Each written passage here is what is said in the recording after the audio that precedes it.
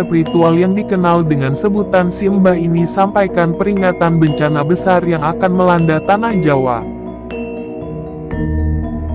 Leluhur Pulau Jawa berjuluk Eyang Sabdo Palon disebut mulai murka pada manusia. Lantaran manusia dinilai telah mencederai ajaran dan budaya Jawa. Banyak orang Jawa sudah lupa dengan Jawanya. Eyang Sabdo Palon memberi peringatan akan memberi bencana besar di Pulau Jawa.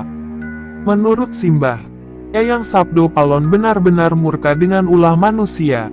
Padahal, selama ini Eyang Sabdo Palon terkenal sebagai sosok yang lembut perangainya.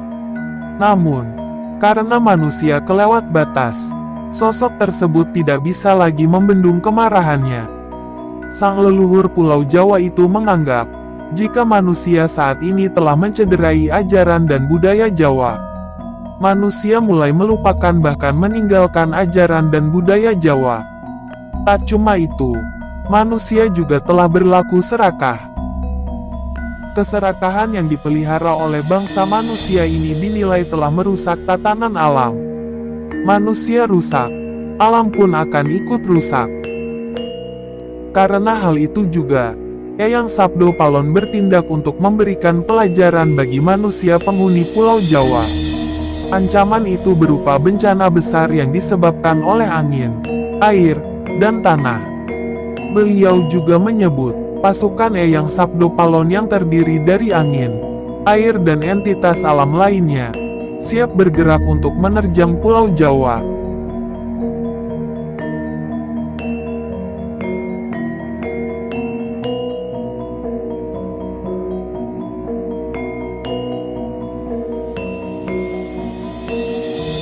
Di kalangan spiritualis Jawa pada umumnya, keberadaan Semar diyakini berupa suara tanpa rupa.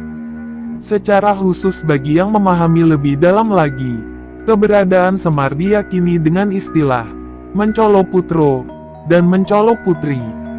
Artinya dapat mewujud dan menyamar sebagai manusia biasa, dalam wujud berlainan di setiap masa. Nama Sabda Palon juga disebut dalam serat Jangka Jayabaya, di mana dia bersumpah akan muncul kembali sebagai pamomong tanah Jawa, setelah 500 tahun runtuhnya kerajaan Majapahit. Sumpah itu dia sebutkan sebelum berpisah dengan Prabu Brawijaya. Kedekatan sang penasihat spiritual ini dengan Raja Brawijaya akhirnya berakhir, saat sang raja memutuskan untuk memeluk agama Islam.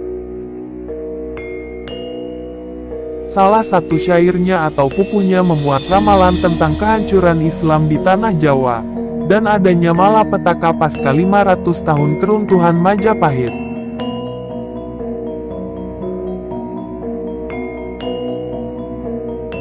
Dalam serat Sabda Palon, ramalan kehancuran Islam ditulis dalam pupu. Pepes tene nusul tekan janji, yen wes jangkep 500 warso, kepetung zaman Islame, musno bali marang ingsun, gami budi madek sawiji. Artinya, takdir Nusa sampai kepada janji, jika sudah genap 500 tahun, terhitung zaman Islam, musnah kembali kepadaku, agama budi berdiri menjadi satu.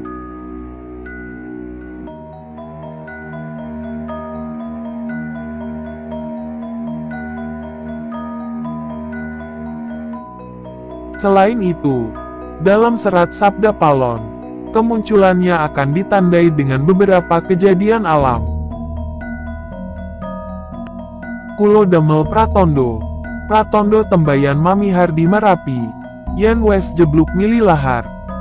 Saya akan membuat pertanda, sebagai janji teguh saya, apabila Gunung Merapi sudah meletus mengeluarkan lahar. Ini disebutkan dalam pupu 5. Lalu akan gempa bumi dahsyat yang dijelaskan pada pupu 15. Lindu ping pitu sedino, karyo sisahing sujani. Akan terjadi gempa bumi 7 kali dalam sehari.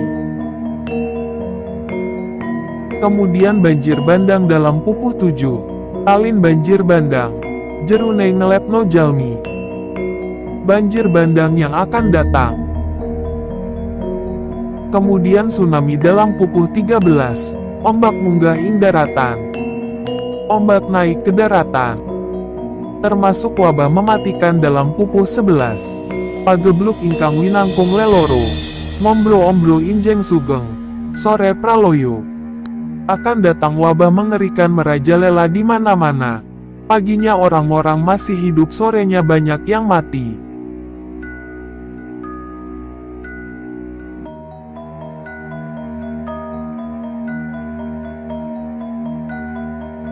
Sosok Sabdo Palon ini diyakini sebagai penguasa tanah Jawa yang berilmu tinggi.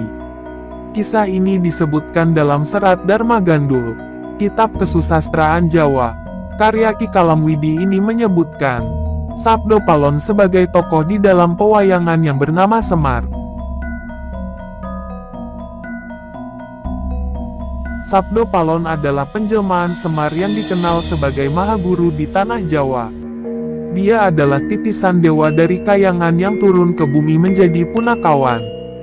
Dia bertugas menjadi pamomong raja dan pengayom kawula. Sosok yang satu ini memiliki kedidikdayaan atau kesaktian luar biasa untuk memerintah seluruh makhluk halus di tanah Jawa. Berdasarkan kisah tersebut, sosoknya pun dianggap sebagai makhluk gaib yang melindungi raja-raja di tanah Jawa sejak 525 tahun sebelum Masehi.